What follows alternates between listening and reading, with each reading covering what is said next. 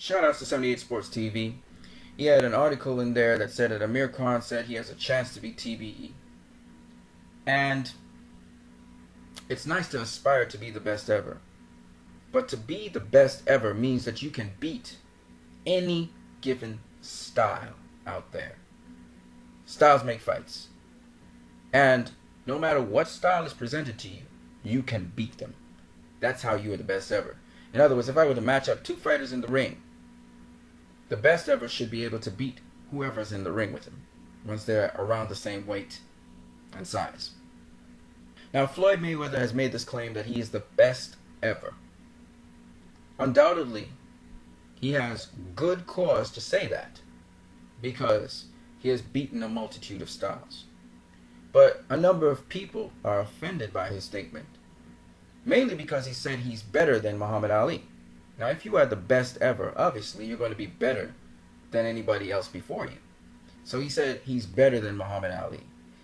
Now, people have been so offended by this that people go on to say, Muhammad Ali, he's the best ever. And other people say that Floyd is trying to say he's the greatest of all time, or that he's greater than Ali. Floyd Mayweather never said that. And there's a reason why he said he's better and not greater than Muhammad Ali. So let's get into that. No one in boxing today or in the past is greater than Muhammad Ali, because of the so many different things that Muhammad Ali has brought to the sport of boxing. Not only that, but his name went beyond boxing. In fact, Muhammad Ali is one of the most famous names in the world, period, because of him going outside of boxing and discussing social issues. And not only discussing social issues, but having that moral authority to speak on such things because he has sacrificed so much because of a social issue. He transcends sports, he transcends boxing to basically being a popular icon in the sense that this man epitomizes so many things that we all aspire to have. Not only that, but he was a great fighter himself. However, though Ali is the greatest of all time, and there's probably not going to come anyone soon to eclipse what he has done, both in the sport of boxing and in the world in general, he is not the best ever.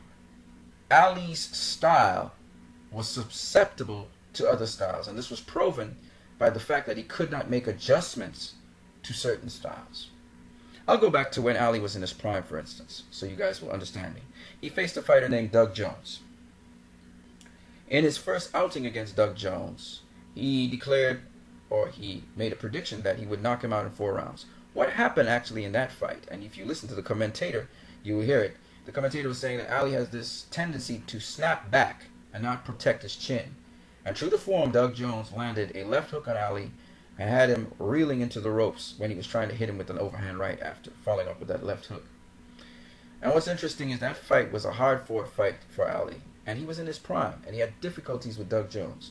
Up comes Joe Frazier several years later, and Muhammad Ali faces Joe Frazier, and guess what? He gets hit with that left hook all night long. He never makes the adjustment to the left hook. Yes, Joe Frazier was bobbing, he was weaving under the punches and then coming up with the leaping left hook, but Ali never made the adjustments to that left hook, mainly because his style was one in which he was used to controlling distance and snapping back out of a punch.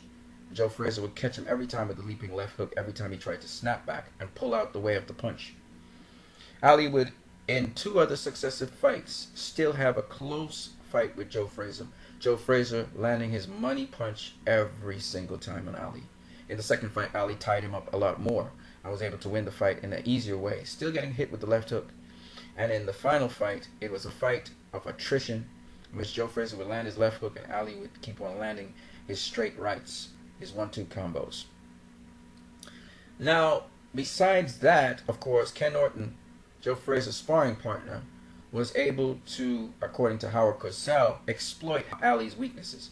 Ali had a problem with the overhand right and the left hook. And let me explain with the overhand right what the problem was. Ali would flick out the jab. Sometimes he'd flick it very strong and fast. He would vary the speed of it. But the problem with that is when he would recoil his jab, you could counter over the jab and land flushly on Ali's face. He didn't roll punches all the time. And because he flicked the jab out instead of snapping it out with power, it could be countered over. So Ken Norton used that formula. He was not well known at the time, and he was able to tag up Muhammad Ali through that fight and also break his jaw and get the decision win over Ali. The other two fights, Ali got the decision, though people argue that Ken Norton beat him in those other two fights. The thing is, Ken Norton's style was able to exploit the weaknesses in Ali's style. Ken Norton, as they say, got Ali's number. Not only Ken Norton, but a number of other fighters post Ali's prime. We had Leon Spinks, his sparring partner actually, who became very famous, Larry Holmes. So no, we cannot say that Ali was the best ever. Now, in terms of the best ever, when we look at Floyd Mayweather, we can say that he has a good case for being called the best ever, because he's faced styles that should have given him problems. For instance, he faced tremendous pressure fighters. Some were flat-footed, some were quick. Floyd Mayweather's Joe Frazier was supposed to be Manny Pacquiao, and Floyd Mayweather controlled the tempo of that fight from the get-go, from round one, and he was able to beat Manny Pacquiao quite easily. Marcos McDonough was supposed to be Floyd Mayweather's Jake LaMotta. Jake LaMotta faced Sugar Ray Robinson and been beaten by him, but then Jake LaMotta moved up in weight, became much bigger, and Sugar Ray Robinson couldn't handle Jake LaMotta's size. What's interesting is that Floyd Mayweather handled an opponent of similar size and weight deficit and was able to beat them within the fight, whereas Sugar Ray Robinson had to adjust to Jake LaMotta and beat him in the successive fight.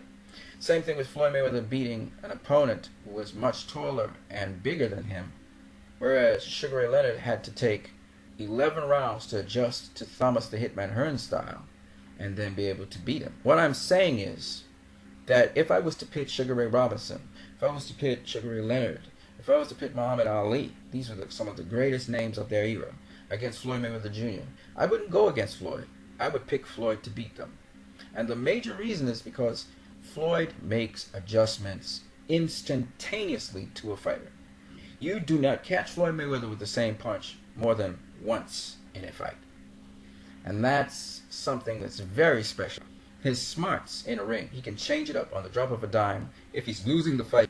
And he's faced styles that these opponents have faced that have beaten them. Now, I just wanted to mention also another fighter who had that kind of autonomy, but he didn't have dedication all the way through. And that would be the great Lennox Lewis. He joins in with Sugar Ray Leonard, with Sugar Ray Robinson. You know, these great fighters. Now, again, Lennox Lewis, because of his lack of dedication and his underestimation of certain opponents, he lost fights he should not have lost. He lost the fight to Oliver McCall. He lost the fight to Hasim Rahman. Floyd Mayweather makes the strongest case because he's beaten every possible size and dimension of fighter you can think of, and he's done it quite easily. The only exceptions to the rule we can say are like Jose Luis Castillo, Marcos McDonough. These are the only two fighters that landed the most amount of punches on Floyd Mayweather, actually. And in addition, I think that Amir Khan has a long ways to go because his style is susceptible still to that left hook and that overhand right. You guys have a great one.